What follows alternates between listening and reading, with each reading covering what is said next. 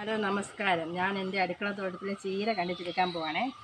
ഞാൻ ആയിട്ടില്ല, കണ്ടിക്കാറായിട്ടില്ല. എന്നാലും ഞാൻ 5-6 മൂട് കണ്ടിച്ചെടുക്കുവാണേ, തോരൻ വെക്കാൻ വേണ്ടി. ചുമന്ന ചീരയാണ്.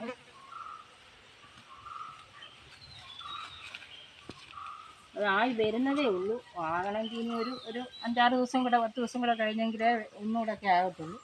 എന്നാലും ഉച്ചക്കത്തേക്ക് വേണ്ടി മാത്രമായിട്ട് ഒരു പിടി ചീര കണ്ടിച്ചെടുക്കുകയാണേ. ഇവിടെ എല്ലാ കൃഷിയും ചെയ്തിട്ടുണ്ട് ഞങ്ങൾ. പാവല, പടവലം. പക്ഷെ ഉണക്കാൻ വേണ്ടി താമസിച്ചു പോയി എല്ലാം ആയി വരാൻ.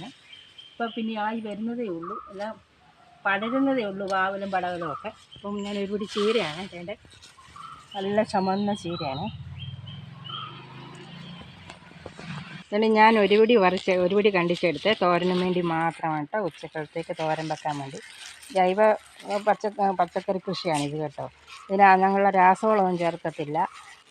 പിന്നെ എല്ലുപൊടിയും കടലപ്പിണ്ണാക്കും ചാണകപ്പൊടിയും മാത്രമേ ഇനി ഞങ്ങൾ ചേർക്കത്തുള്ളൂ. രാസവളങ്ങളൊന്നും ചേർക്കാതെ നമ്മുടെ ജൈവവളം കൊണ്ട് തന്നെ ഉണ്ടാക്കിയതാണ്.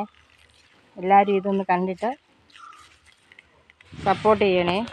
ഇപ്പോഴൊക്കെ വരുന്നുണ്ട്. ഈ മഴക്കാലമായി, ഇത്രയും നാൾ ഉണക്കായിരുന്നില്ല. ഇപ്പം മഴ പെയ്തപ്പോൾ ഒരു സൈസ് വെട്ടിൽ പോലത്തെ പച്ച വെട്ടിൽ വരുന്നുണ്ട്. ഇതിലൊക്കെ പച്ച വെട്ടിൽ വന്ന ആ ഇലയെല്ലാം അങ്ങ് കടിച്ച് തിന്നുവാണ് കേട്ടോ. നമ്മുടെ രാസവളമൊന്നും ഇല്ലാതെ ഉണ്ടാക്കുന്ന നല്ല ജൈവ പച്ചക്കറിയായിരുന്നു അതിൻ്റെ. അതുകൊണ്ട് യാതൊരു കുഴപ്പവും ഇല്ല. ഈ ചീര നമുക്ക് തോരൻ വെച്ച് കൂട്ടാനും ഒന്നും ഒരു കുഴപ്പമില്ല. നമ്മൾ സ്വന്തമായിട്ട് എടുക്കുന്നത് കൊണ്ട് മറ്റൊന്നും ചെയ്യുന്നില്ല, രാസവളങ്ങളൊന്നും ചെയ്യാതെ ഉണ്ടാക്കുന്നതായതുകൊണ്ട്. ചാണകപ്പൊടിയാണ് ഇതിനകത്ത് ഞങ്ങൾ മെയിനായിട്ട് ഇട്ടിരിക്കുന്നത്. പിന്നെ കടലപ്പിണ്ണാക്ക് കുതിർത്ത അത് 10-20 ദിവസം വെച്ചിട്ട് അത് തെളി ഊറ്റി ഞങ്ങളിതിൻ്റെ ചുവട്ടിലെല്ലാം ഒഴിക്കുന്നുണ്ട്. ഇനി ഇത് ഞാൻ കഴുകിയെടുത്ത് വൃത്തിയാക്കി തോരൻ വെക്കാൻ കൊണ്ടുപോകണേ. അത് ഔഷധ വെള്ളച്ചീര ആയിരുന്നു എനിക്കുണ്ടായിരുന്നു. വെള്ളച്ചീര പക്ഷേ ഈ പ്രാവശ്യം ഉണ്ടായില്ല, പാകിയണക്ക് ഒന്നും കിളിച്ചില്ല. ഇപ്രാവശ്യം ചുവന്ന ചീരയാണ് എനിക്ക് ഏറ്റവും കൂടുതൽ ഉണ്ടായിരിക്കുന്നത്.